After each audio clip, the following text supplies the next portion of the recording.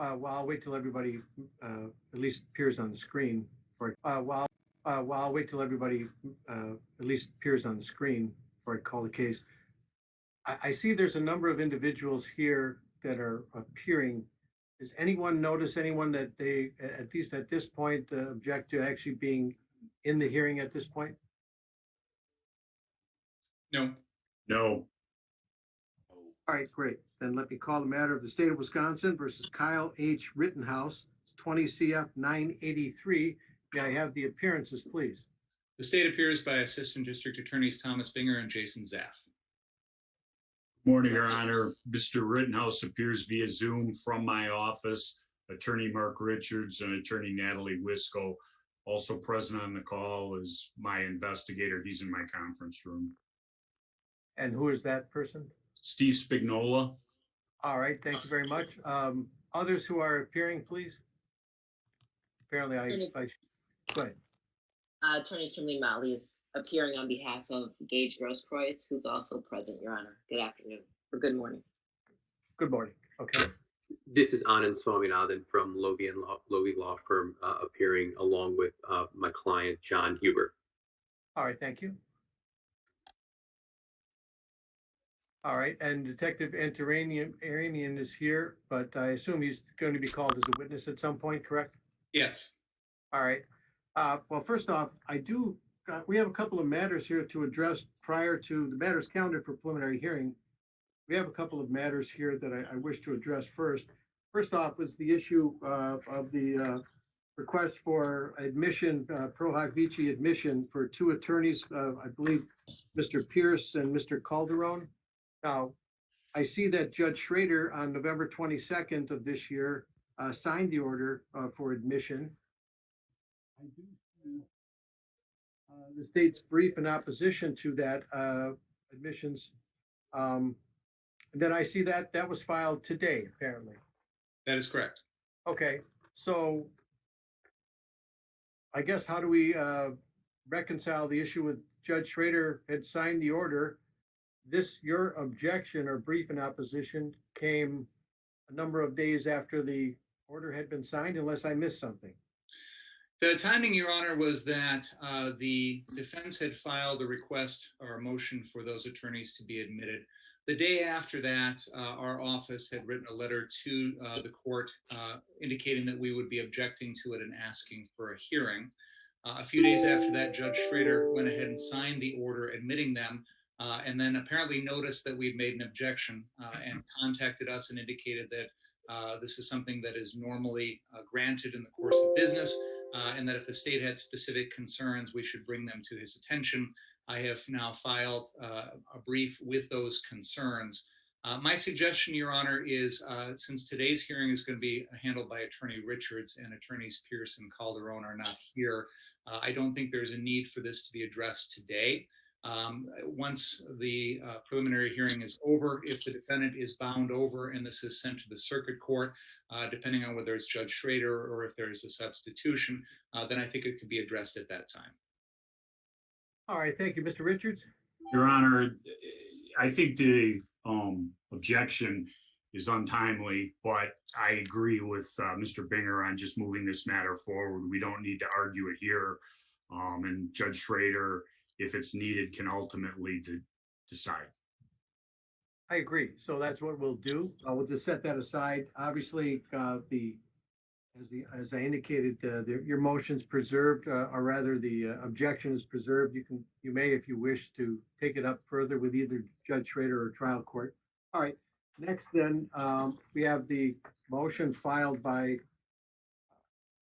Mr. Richards and a memorandum of law regarding the seeking a dismissal of counts 2 and count 6 of the criminal complaint at this point.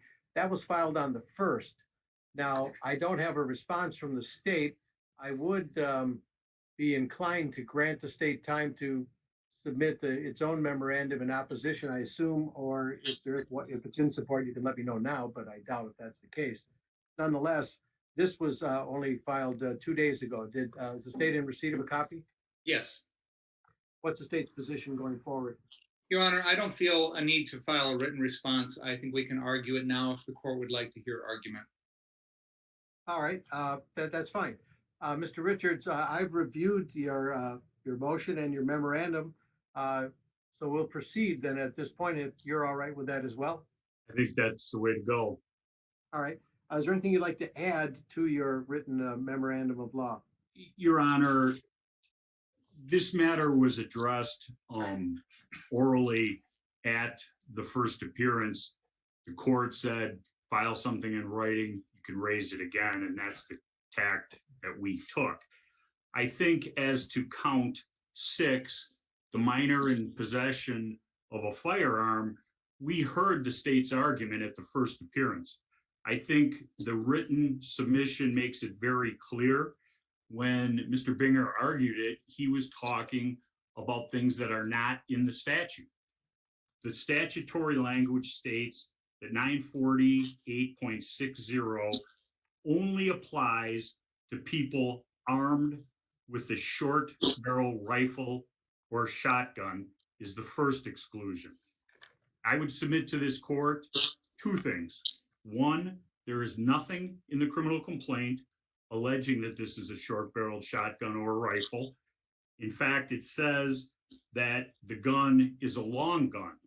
But more importantly, when one looks at the laundry list of charges the state came up with against my client, it's clear that if in fact this gun was a short-barreled rifle, he would have been charged with the felony count of possession of a short-barreled rifle, contrary to the statute, with additional penalties. The government talked about, well, this is for hunting and things like this.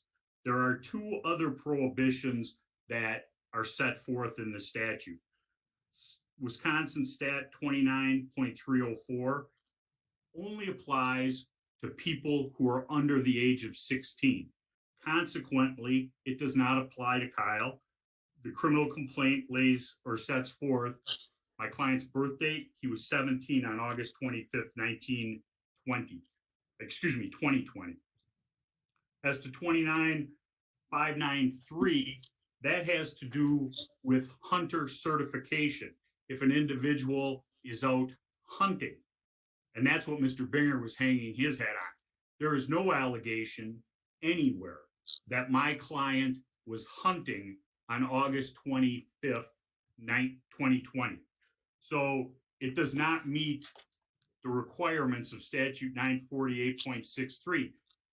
The statute is clear on its face, must be construed strictly to my client's benefit. Additionally, what the government is trying to seek is an impingement of my client's Second Amendment rights, which is not covered by this statute. It's very specific regarding when it's a misdemeanor, what it applies to, and there's basically 3 prohibitions, none of which are met. The statutory history, which is included in the brief, makes that clear. Count 6 should be dismissed.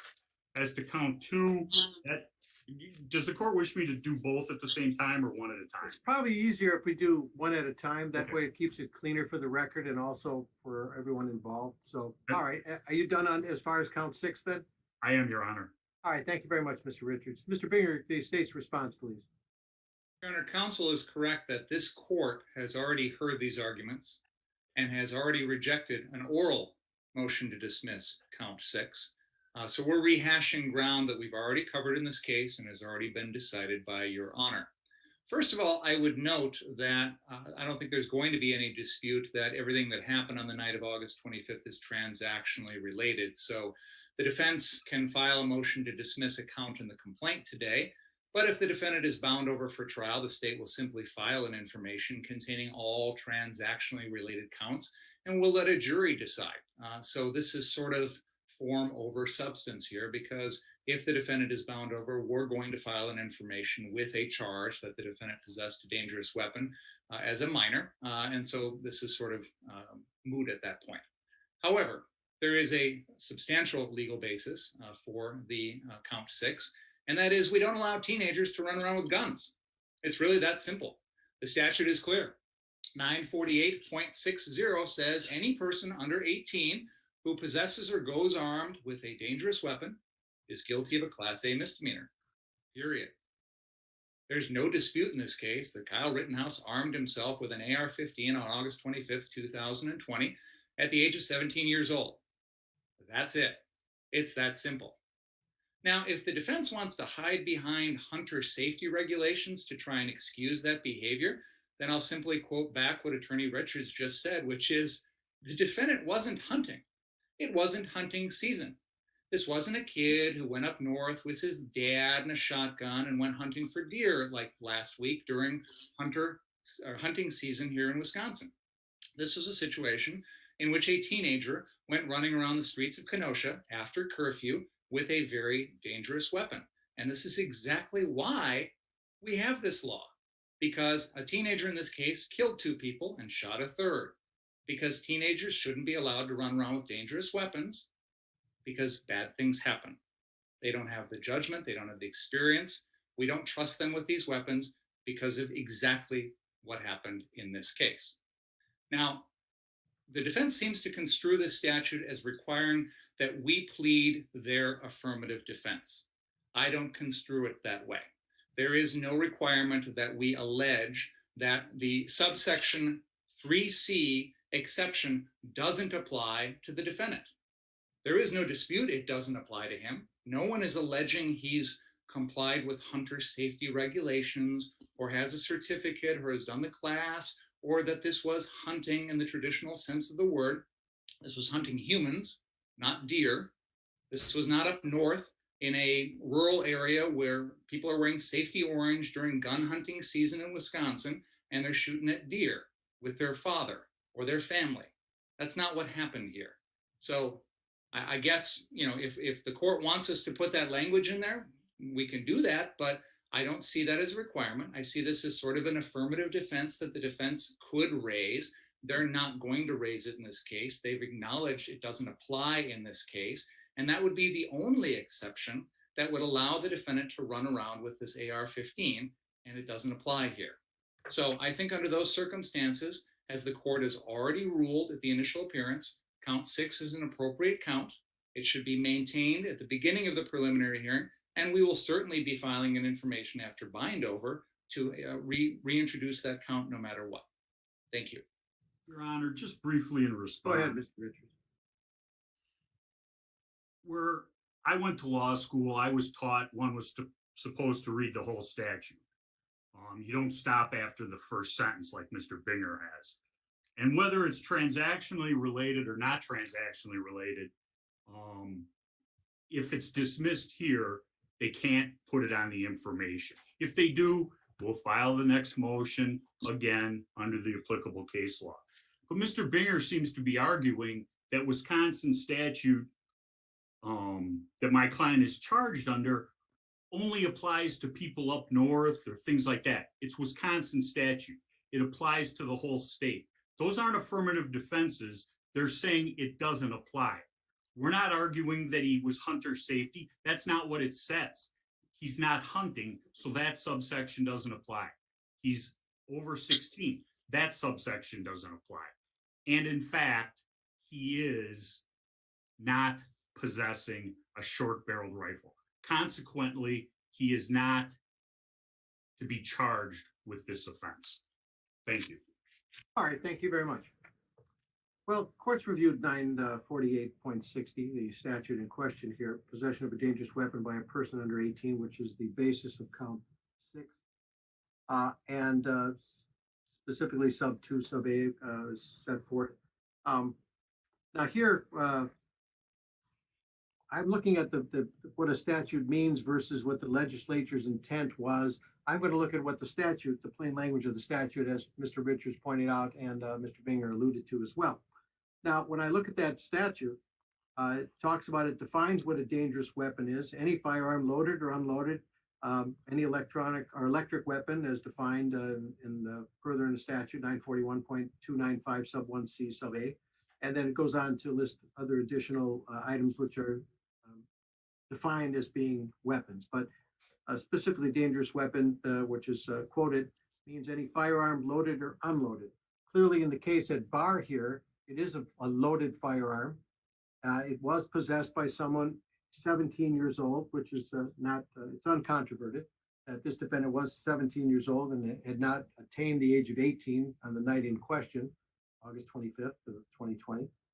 And if you look at the plain language here, and I understand reading the whole statute, which I have done as well, but I do see here that I think it's a bit of a red herring to discuss barrel length or to discuss whether or not there are any hunting regulations that should be in play here. I believe that clouds the issue, and I believe the issue at this point, for purposes of whether to move this matter forward to preliminary hearing, for purposes here, I'm going to deny that motion. Again, I believe it perhaps is a trial issue. Mr. Richards argues it's not an affirmative defense, as Mr. Binger believes it to be.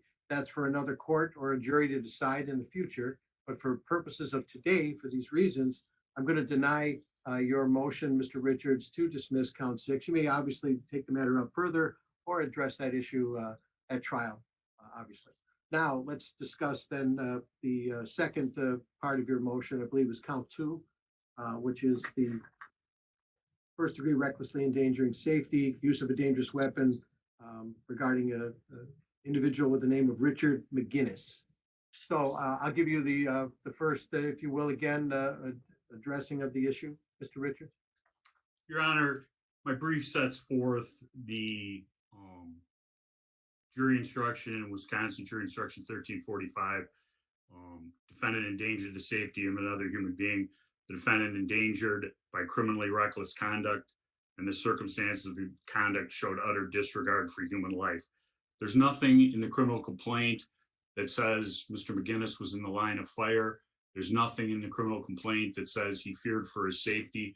There's nothing in the complaint that my client recklessly, intentionally, or otherwise pointed the gun at Mr. McGuinness. I believe based upon that, the count 2, as it applies to Mr. McGuinness, should be dismissed.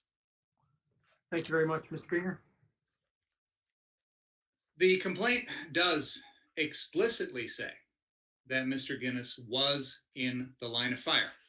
I'll read the relevant portion, which I believe is at the top of page 4 of the complaint. I'll actually begin at the bottom of page 3 and put it in context. I'm going to start by reading the final paragraph on the bottom of page 3. It begins, McGuinness described, and it's a paragraph that continues on to the top of the next page. The paragraph states, McGuinness described the point where the defendant had reached the car. McGuinness described that the defendant had the gun in a low, ready position, meaning that he had the gun raised but pointed downward. The butt of the gun would have been at an angle downwards from the shoulder. McGuinness stated that the defendant brought the gun up. McGuinness stated that he stepped back and he thinks the defendant, this is at the top of page 4, he thinks the defendant fired 3 rounds in rapid succession. McGuinness said that when the first round went off, he thought it hit the pavement. McGuinness felt something on his leg, and his first thought was wondering whether he had gotten shot.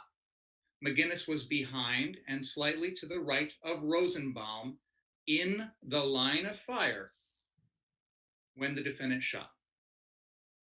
That ends that paragraph. As the paragraph indicates, which is in the complaint, Mr. McGuinness was in the line of fire, felt that he had been shot, and was in close proximity to someone who was shot and killed by the defendant. I believe that that satisfies the statutory requirements, and the motion to dismiss count 2 should be denied. Thank you. Thank you, Your Mr. Honor, just Richards. briefly, he says he was to the side. He doesn't say what touched his leg, what he might have felt touching his leg. It doesn't show that he was endangered. It's a conclusory allegation that isn't based upon the statement. It's not what Mr. McGuinness said. It's what the state says in a conclusion. Thank you. Thank you very much. Well, I've read the complaint as well, obviously, and again, a number of times. And the issue comes down to what's a reasonable inference or not. In this case, when you discharge, or it's alleged that this defendant discharged a firearm in a crowded urban environment, one could argue that's inherently dangerous nonetheless. issues, whether or not that was in self-defense or otherwise, are for trial, obviously. With respect to the issue of whether or not, in this case, Mr. McGinnis was endangered or recklessly endangered, that's, again, an issue for trial.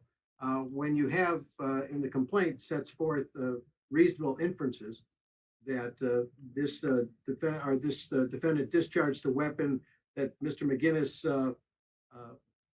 thought it hit the pavement. Okay, well, as most people know, when a bullet ricochets, you never know, for the most part, where that bullet's going to ricochet to, or what trajectory the bullet takes. I don't know, as I sit here today, whether or not what Mr. McGinnis indicated, according to the complaint, they're feeling something on his leg. I don't know what that was. That's a trial issue, I believe. And again, a reasonable inference here that Mr. McGinnis has set forth, it says in the line of fire. That is definitely probably a trial issue in terms of whether or not Mr. McGinnis was had his safety endangered recklessly by this defendant with respect to the alleged discharge of the weapon. So for all of those reasons, again, there are some conclusory statements on both sides here. Those are issues for trial.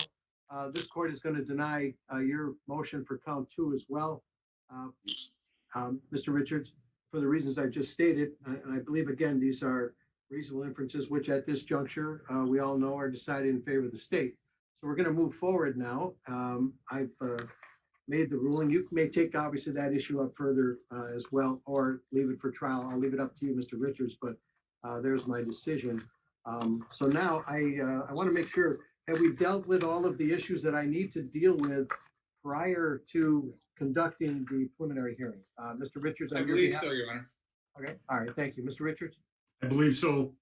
All right, great. So now we're here for a preliminary hearing as well. Now, I assume the hearing is to be conducted. Is that correct, Mr. Richards? Yes. All right. I assume you tell me, Mr. Binger, there's been no offer tendered at this point. Is that correct? That is correct. All right. Is the state prepared to move to hearing today? Yes, we are. How many witnesses does the state anticipate? 1. All right. Mr. Richards, is the defense prepared to move to hearing today? It is. And how many witnesses do you anticipate for the defense? It depends on what happens with the government's witness. If that witness is able to answer the questions, I won't need a witness. All right. Well, we'll decide that following, I guess, the witness for the state. All right, then, Mr. Binger, you may call your first witness. The state calls Kenosha Police Detective Benjamin Antaramian. All right. Detective Antaramian, would you raise your right hand? Do you solemnly swear to tell the truth, the whole truth, and nothing but the truth to help you? I do. Great, babe. Put your hand down, please. Would you please state your full name and spell your last name for the record, please? Detective Benjamin Antaramian. Last name is spelled A-N-T as in Tom, A-R-A-M as in Mary, I-A-N as in Nora. Thank you very much. Mr. Binger, your witness. Sir, how are you currently employed? I'm a detective with the City of Kenosha Police Department. How long have you been with the Kenosha Police Department? Just shy of 10 years. How long have you been a detective? 2.5. And are you currently assigned to the investigation with regard to the incidents which occurred on August 25th, 2020, with regard to the defendant Kyle Rittenhouse? Yes, I am. Do you see that individual here on this Zoom broadcast? All right. Let me stop for a second here. I'd like to address the issue of, there you go. And I guess we're at a bit of a distance, Mr. Richards, from. Your Honor, for the purposes of this hearing, I will stipulate that my client is seated wearing a blue shirt. He just pulled his mask down. He is Kyle Rittenhouse. All right, thank you. Then the record will reflect that pursuant to the stipulation, the defendant in this case has been identified. All right, you may proceed then, Mr. Binger. Detective Antaramian, have you reviewed the criminal complaint in this matter? I have. Okay. And with regard to those incidents which occurred on August 25th, 2020, can you describe what happened that evening with regard to the defendant? Yeah, there was a call at 6226 Sheridan Road, which is a car source business, where shots were fired. Investigation later determined that Joseph Rosenbaum was shot in that parking lot and later determined to be deceased. Then Kyle Rittenhouse was the shooter in that incident.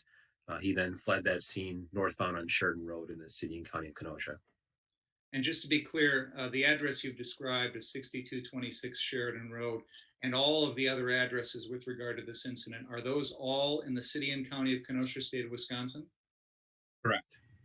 And can you describe what happened after the defendant left the scene of the Rosenbaum shooting? As he was running northbound, there was a crowd chasing after him. He ends up stumbling in the roadway after being struck in the head. When he's on the ground, a subject attempts to kick him in the head. He then fired 2 rounds in the air towards that subject, missing. Another subject approached him with a skateboard, and another shot was fired. That subject is identified as Anthony Huber. That gunshot subsequently killed him. Excuse me. Another subject approached Kyle, identified as Gaige Grosskreutz. They had kind of a moment, at which point Kyle fired 1 time, striking him in the right bicep. Kyle's unable to get up and get away from that scene. You described 3 individuals who approached the defendant. The first one you indicated had attempted to kick the defendant. Is that correct? Correct. Was that individual ever identified? As of now, no. Now, you indicated that the defendant fired 2 shots in the air at about the same time as that first individual approached him. Can you describe the location of those shots vis-a-vis the location of that individual? They were in close proximity to kind of his chin area as he's going over Kyle. Those 2 rounds passed, I'm assuming, relatively close to the front of his face, missing just barely. How are you able to know this information? Were you personally there? No, I've reviewed multiple videos of this incident. Is it fair to say that much of what you've described here was captured on video by numerous sources that evening? Correct. And with regard to that first individual, did the defendant shoot at that individual? You're referring to the one who attempted to kick him? Yes. Yeah, at the individual, absolutely. Was that individual struck? I don't believe so. We've never identified him. And you said there was a second individual subsequently identified as Anthony Huber who approached the defendant. Was that captured on video? Correct. And what does that video show that Mr. Huber did with regard to the defendant? At that point, the defendant's on the ground. Mr. Huber approaches him with a skateboard in his arm or in his hand. He's sort of directing it kind of towards his shoulder neck area, and it appears he's trying to reach for the rifle that the defendant is possessing at that time. It's hard to tell if there's actual contact, but then a shot is fired. And when you say a shot is fired, who fired that shot? The defendant. And did that shot strike and kill Mr. Huber? Yes, it did. What sort of weapon was the defendant using? It's commonly referred to as an AR-15. It's an AR-style platform rifle chambered in .223. You indicated that after the defendant shot and killed Mr. Huber, Mr. Grosskreutz approached him. Is that correct? Correct. And after that, then the defendant then shot Mr. Grosskreutz in the arm. Is that correct? Correct. I have no further questions, Your Honor. All right, thank you very much. Mr. Richards, you may cross-examine the detective. I'm going to go to split screen and have some exhibits. All right, as long as they're, have they been, you need to make those available, I guess, to Mr. Binger. Have you seen these exhibits? No, I have not. All right, well, what type of exhibits do you have before we? Photographs from the videos and still photographs taken that evening. All right, and I guess what I'm going to ask, you're going to first show those videos or those, excuse me, the photographs to this detective to authenticate those? Is that what you're going to do or attempt to do? Yes. Mr. Binger? That's fine, Your Honor. All right, that's fine. You may proceed then. Your Honor, I believe you have to enable the split screen. Screen sharing? Well, if you leave it to me, Mr. Richards, good luck to all of us. But let's see if there's more talented people, let's put it that way. I have my assistant doing that for me, so. Yeah, leave it to me. We're still I'm using crayons, okay? So it's,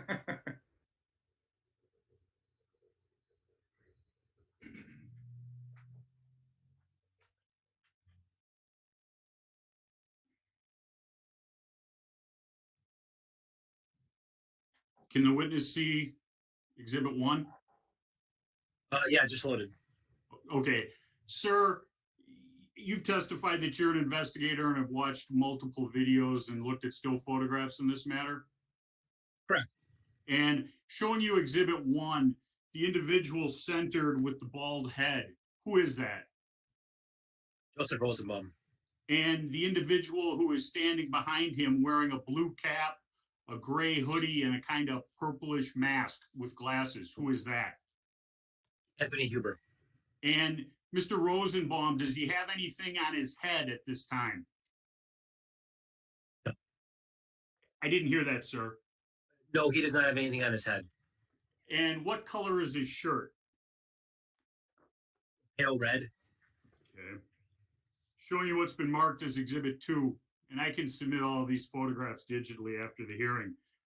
This is a still shot of the events of 8/25/2020 at the car source lot at what I'll refer to as 63rd and Sheridan Road.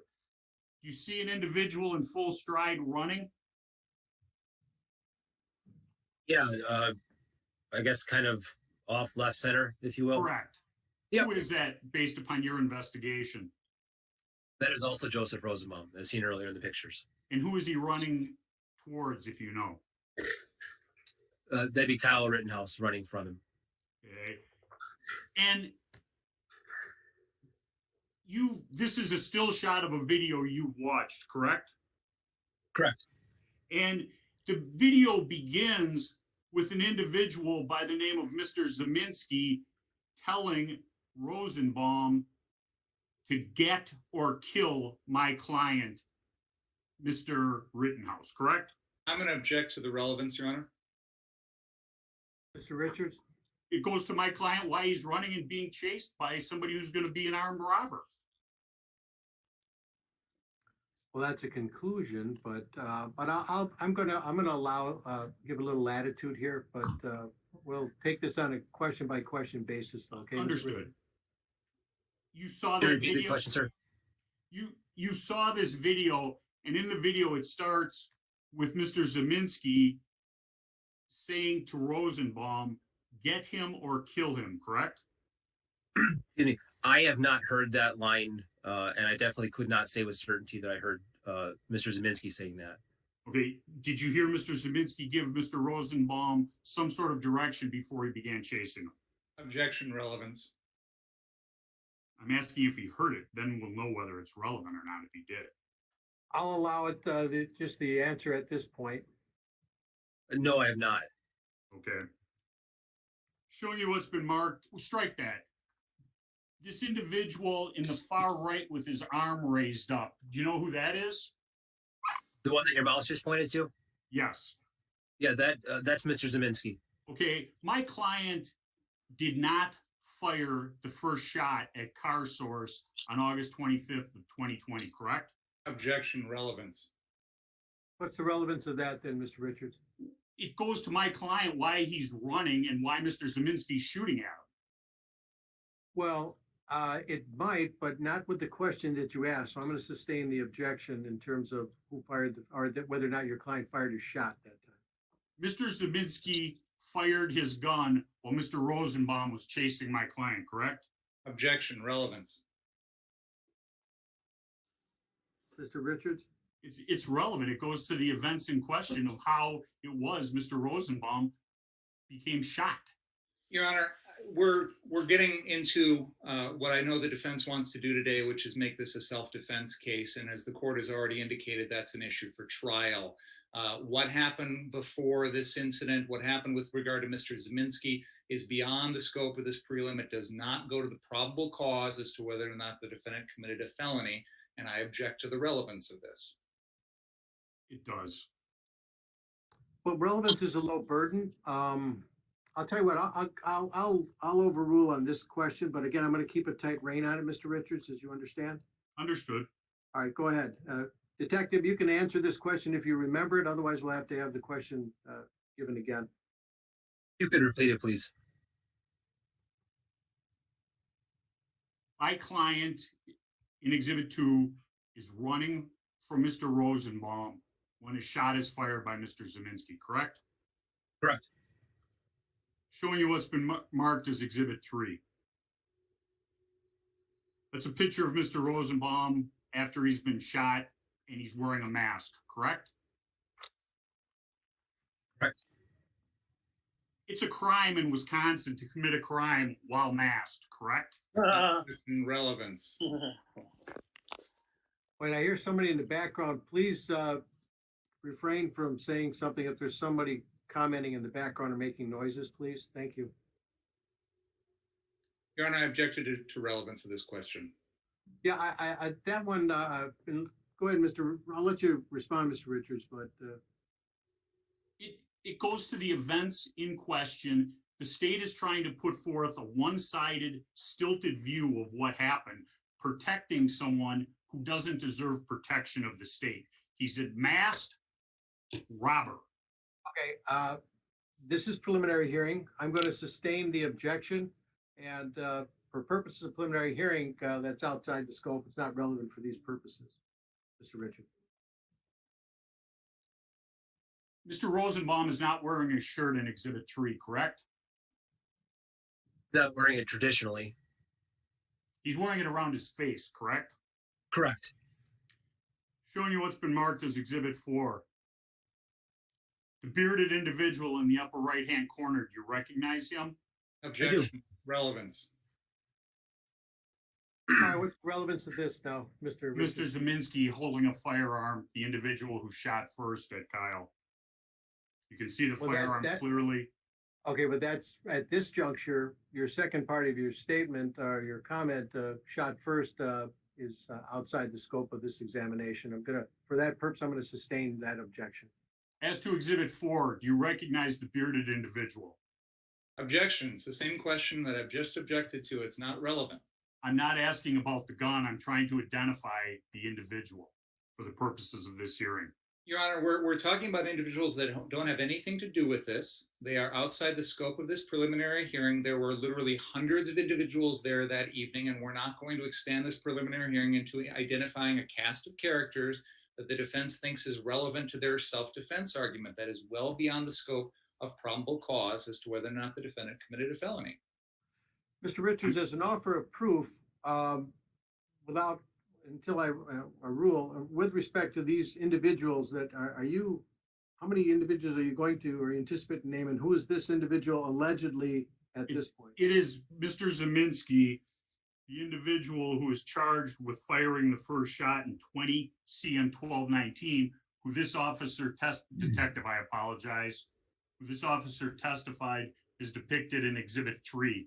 I'm identifying him this is a clear shot of that individual. All right, I'll allow for that limited purpose. All right, go ahead, detective, if you can answer the question. The individual in the upper right-hand corner is, in fact, Joshua Ziminski. The bearded individual, correct? Just to clarify. Oh, correct. Thank you. Exhibit 5.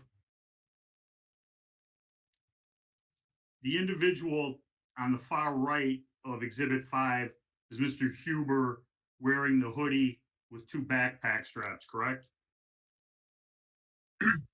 Correct. Exhibit 6. This is a still photograph of the incident occurring at 61st and approximately 61st and Sheridan Road, correct? Mr. Richards, are you testifying, or are you going to ask this witness to identify something? I understand you're trying to move the matter a bit, but shouldn't you It's ask cross-examination. this witness if he knows what that image is? All right. Your Honor, But I get to you're not asking a cross-examine. question, you're testifying. Yes, you do, and I'm giving you that right. Sir, You don't have a right to make us to ask the, all right? Go ahead. Put the question in the recognize proper Exhibit form, Mr. 6? Richards, and you allow it. okay. Sir, do you recognize Exhibit 6? Yes, I do.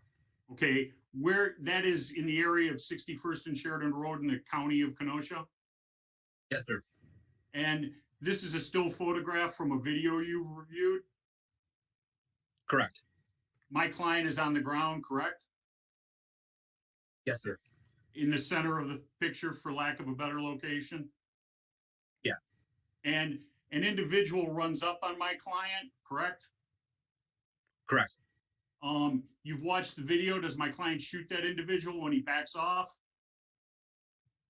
Say when he backs off, I'm sorry. My client does not shoot that individual or shoot at that individual, correct? Correct. The individual in the white pants running towards my client, that is the individual who jumps up and kicks my client in the head, correct? It appears he attempts to. I don't think contact is made. Showing you what's been marked as Exhibit 7. You've seen this photograph? Correct. And that is an unidentified individual who I will refer as to Jumpkick Man kicking my client, correct? Correct. You can see my client being knocked backwards in this photograph, correct? Correct. So contact was made, correct? Yes, sir. And as Kyle is being knocked backwards, you see an individual with a skateboard approaching my client, correct? Yes, sir. And based upon the clothing and the straps, who is that? That's Anthony Huber, sir. Okay. And he has just retrieved his skateboard from swinging at it, trying to hit Kyle earlier, correct? Correct. Next exhibit. You testified on direct examination that Mr. Huber tries to hit my client in the shoulder neck area, correct? Correct. He hits him in the back of the head. Is that a fair statement based upon Exhibit 8? The picture's a freeze frame. It's hard to see the actual motion of it. I mean, contact's definitely near the back of the head, but I couldn't say there's direct contact. On the early morning hours of August 26th, you took a photograph of a large bump on the back of my client's head where he had turned himself in at the Antioch Police Department, correct? I did not take that photograph. My partner did. Okay, you've seen that photograph, correct? Correct. And that photograph was on my client's head, not his shoulder or neck. Fair statement? Correct. The individual which you see his hind end, that is the person who's unidentified, who I would refer to as Jumpkick Man, hitting the ground, correct? Yes, sir.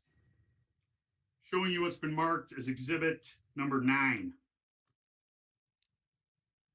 This is a photograph of Mr. Huber with his hand on Kyle Rittenhouse's gun, correct?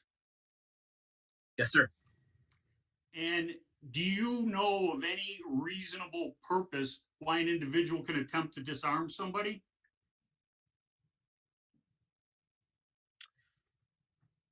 There can be, yes. If the person has committed a crime? That'd be fair to say. Okay. Exhibit 9 shows the individual Jumpkick Man running away from the scene, correct? Yes. He's never identified himself to law enforcement or complained of any injury or any endangerment, correct? Correct. Showing you what's been marked as Exhibit 10. This is Mr. Huber holding his chest, dropping his skateboard on the ground in the fore of the image, correct? Yes, sir. Mr. Grosskreutz is surrendering to my client, putting his hands up, correct? His hands are up, correct. Okay, and in his right hand, you can see the butt of a 9mm handgun, correct? I couldn't tell you caliber, sir, but there's a firearm in his hand. Okay, and through your investigation later on, you know that it's a 9mm handgun, correct? I believe it's a .40 caliber, sir, but I'd have to consult my reports. And you would more know no more than me. Showing you what's been marked as Exhibit 11. Mr. Grosskreutz running up on my client after he had his hands in the air, a still photograph of the video, correct? Yes, sir. And once he put his hands in the air, eventually he dropped his hands and went closer, according to the video, correct? Yes, sir. Showing you what's been marked as Exhibit 12. Mr. Grosskreutz in his right hand, you can clearly see a firearm, correct? Yes, sir. He's pointing it at my client, correct? It appears so on the picture, sir. Okay, and my client fires one shot and you can see that Mr. Grosskreutz' arm is hit, correct? Yes, sir. That's the last individual my client shot on August 25th, 2020. Yes, sir. And there are individuals in this video at approximately 9 o'clock, 12 o'clock, and 3 o'clock, which are approaching my client. He points the firearm at them, but does not shoot, correct? Yes, sir. And he gets up and he goes to turn himself into law enforcement with his hands up, correct? Correct. And he's told to get out of the street or he'll be pepper sprayed, correct? Objection, relevance. I'll sustain that. He goes towards law enforcement with his hands up, not holding his firearm in his arms, correct? Correct. He approaches a police car and gets onto the sidewalk. I'm going to object to the relevance, Your Honor. Mr. Richards, It's relevant. I'm going to sustain the objection. You did not go out and arrest my client. He had turned himself into the Antioch Police Department, correct? Objection, relevance. Again, for purposes of preliminary hearing, I'm going to sustain the objection. All of the events from the shooting of Mr. Rosenbaum to the shooting of Gaige Grosskreutz took place in a time frame on August 25th of less than 5 minutes, correct? Correct. In your investigation and looking at all the hours of videos, did you ever see Kyle act inappropriate towards somebody who was not threatening him with a firearm? Objection, relevance. Again, I'm going to Relevant. sustain. Government just doesn't want to hear the truth. Mr. Richards, here's the key. You have an opportunity at trial, but we're here at preliminary hearing. I understand perhaps you're frustrated, but perhaps we continue the examination. Okay.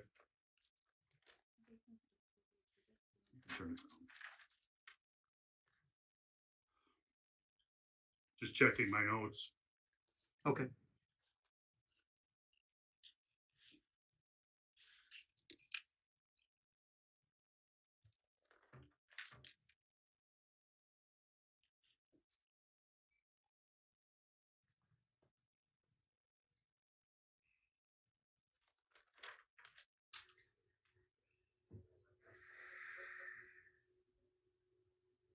You've been contacted by Mr. McGinnis's lawyer telling you that he does not agree with the statements which are contained in the criminal complaint regarding what happened on August 25th, correct, Detective? Objection, relevance. I will sustain that as well for purposes of preliminary hearing.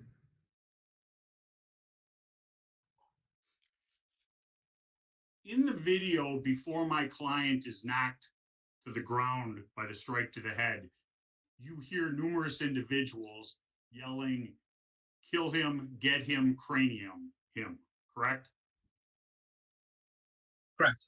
Nothing further. All right, thank you very much, Mr. Rich. Mr. Springer, any redirect for this witness? No, Your Honor. All right, thank you, Detective. That'll conclude your testimony. Thank you. State has no further witnesses, is that correct? That is correct. State rests? Correct. All right, thank you. Mr. Richards, do you have any witnesses at this point? Your Honor, I don't need to call any. Thank you. All right, thank you. Then the defense rests, correct? Yes. All right, thank you very much. All right. I would move in Mr. the, Beer- Oh, Your Honor, I'm sorry to interrupt. okay, go ahead. I would move in the exhibits that were That's right. testified. And I can Well, send all a right, let's, digital, okay, I'm sorry. I didn't mean to interrupt you. Go ahead. I apologize. And I can send a digital copy, or I can actually have the hard copies of the photographs, whatever the court and the record would prefer. All right, we'll take that up in a minute. Mr. Binger, I know there was some issues with the, I believe it was Exhibit 3, the photograph, but aside, as to Mr. Richards moving all exhibits in, any objections to that? No, Your Honor. All right, then all exhibits shall be received. And now as far as, I assume if you want to upload those, that might be easier to allow all parties to receive those rather than physically having to bring those down to the courthouse. That's all right, Mr. Binger? That's fine. That's fine. And, all right, good. Then that, there you go. That can be what you do. All right, then, Mr. Binger, as to state's position on bind over. Your Honor, I believe the evidence in this preliminary hearing has established probable cause that the defendant committed a felony on August 25th, 2020. The evidence indicates that the defendant shot and killed 2 individuals and shot and wounded another, which forms the basis for any number of felonies under our laws. All this court needs to find is that a felony was committed and probably committed by the defendant, and I believe this evidence supports that. With regard to the defense claim as to self-defense, that does not defeat probable cause at this stage of the proceeding. That would be an issue for trial. So I would ask that the court bind the defendant over. Thank you. Thank you, Mr. Richards. Your Honor, we would object to bind over, maintaining all objections to the pretrial rulings and the bind over. The government can go off on their chaotic quest, but the evidence is clear. Thank you. All right, thank you very much. First off, the court does find that hearsay testimony is reliable for purpose of determining whether probable cause exists and is allowable pursuant to section 970.038 of the Wisconsin statutes, and further allowable to the case of State v. O'Brien 354 with second 753 2014 case. In addition, all reasonable conflicting inferences at this juncture are resolved in favor of the state. Therefore, based upon the testimony presented today by the detective, I do find the state has demonstrated probable cause that in this case, felonies were committed relating to the counts in the complaint. I bind over as such that probable cause further exists that this defendant committed those felonies, including count 1 and the other felonies here in this file or in the criminal complaint. Therefore, as I do find that probable cause exists that the defendant committed those felonies, the defendant in this case is bound over before the Kenosha County Circuit Court, before the Honorable Bruce E. Schroeder at this time. Now, Mr. Binger, barring any, will there be any, I assume, Mr. Richards, you would have let me know by now, but is there any substitution requested at this point? No. Okay. Then will you be filing? I do wish to move to arraignment if there is an information which has been filed, or will that be required to come back here at a different date? Your Honor, I would request an arraignment date, Your Honor. Thank you. All right, Mr. We'll be filing an Richards, state has up within 30 days. Right, state has 30 days. We're going to calendar that though, just so the parties are aware, back here before this court, and then we'll set it on for arraignment. Bond will continue as previously set. And thank you, everyone. Thank you.